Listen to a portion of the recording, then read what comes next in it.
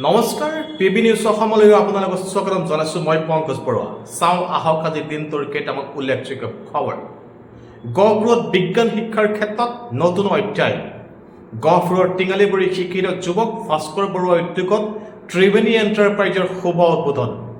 এতিয়াৰ পৰা বিজ্ঞানাগাৰ কেমিকেল গ্লাছৱেৰ আৰু অন্যান্য লেবৰেটৰী সামগ্ৰী গহপুৰতে উপলব্ধ হ'ব ইয়াৰ ফলত গুৱাহাটী তেজপুৰ বা লখিমপুৰলৈ নিৰ্ভৰশীলতা হ্ৰাস পাব আৰু শিক্ষানুষ্ঠানসমূহৰ সময় আৰু ব্যয় দুয়োটাই ৰাহি হোৱাৰ আশা কৰা হৈছে ধেমাজিত আকস্মিক বানৰ আশংকা উচ্চ সতৰ্কতা জাৰি অৰুণাচলত ভূমিস্খলনৰ ফলত গাই নদীৰ ওপৰত অস্থায়ী বান সৃষ্টি হোৱাত ধেমাজিত আকস্মিক বানৰ আশংকা বৃদ্ধি পাইছে জিলা প্ৰশাসনে নদী পাৰৰ বাসিন্দাসকলক সতৰ্ক হৈ থাকিবলৈ আহ্বান জনাইছে অসমত বান পৰিস্থিতি পৰ্যালোচনা জীৱন ৰক্ষা সৰ্বাধিক অগ্ৰাধিকাৰ ৰাজ্য চৰকাৰৰ মন্ত্ৰীসকলে ধেমাজিৰ বান পৰিস্থিতিৰ সম্পৰ্ক পৰ্যালোচনা কৰি উদ্ধাৰ সাহায্য আৰু ক্ষতিপূৰণ প্ৰক্ৰিয়া ত্বৰান্বিত কৰাৰ নিৰ্দেশ দিছে 15,431 কোটি টকাৰ NH-15 উন্নয়ন প্ৰকল্পক লৈ ৰাজ্য চৰকাৰৰ গুৰুত্ব মুখ্যমন্ত্ৰীয়ে জনোৱা মতে এই বৃহৎ প্ৰকল্পই অসমৰ পথ যোগাযোগ বাণিজ্য আৰু আঞ্চলিক অৰ্থনীতিত উল্লেখযোগ্য পৰিৱৰ্তন আনিব চেচেলছ ভ্ৰমণ সামৰি দেশলৈ উভতিল প্ৰধানমন্ত্ৰী নৰেন্দ্ৰ মোদী তিনিদিনীয়া চৰকাৰী ভ্ৰমণৰ অন্তত প্ৰধানমন্ত্ৰী নৰেন্দ্ৰ মোদীয়ে দেশলৈ উভতি আহে এই ভ্ৰমণত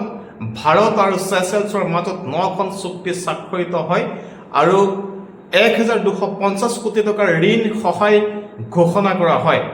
যিয়ে দুইখন দেশৰ কৌশলগত আৰু অৰ্থনৈতিক সম্পৰ্ক অধিক শক্তিশালী কৰিব Delhi Varanasi bullet train corridor ঘোষণা প্ৰস্তাৱিত উচ্চ গতিসম্পন্ন বুলেট ট্ৰেইন কৰিডৰে দিল্লীৰ পৰা বাৰাণসীলৈ যাত্ৰাৰ সময় প্ৰায় 1 ঘণ্টা 40 মিনিটলৈ হ্ৰাস কৰাৰ লক্ষ্য নিৰ্ধাৰণ কৰিছে উত্তৰ ভাৰতত মৌচুমীৰ অধিক বিস্তাৰৰ সম্ভাৱনা ভাৰতীয় বতৰ বিজ্ঞান বিভাগে অহা কেইদিনমানত উত্তৰ ভাৰতৰ অধিক অঞ্চললৈ দক্ষিণ পশ্চিম মৌচুমী আগবাঢ়িব বুলি জানিবলৈ দিছে ইউৰোপত তীব্ৰ তাপপ্ৰবাহ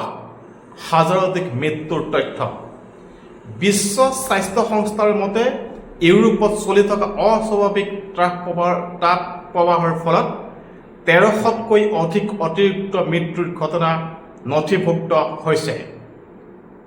ইৰাণ আমেৰিকা উত্তেজনা পুনৰ বিশ্বৰ দৃষ্টিত যুদ্ধবিৰতিৰ পিছতো দুয়োখন দেশৰ মাজত উত্তেজনা অব্যাহত থকাত মধ্যপ্ৰাচ্যৰ পৰিস্থিতিৰ ওপৰত আন্তঃৰাষ্ট্ৰীয় মহলৰ গভীৰ নজৰ আছে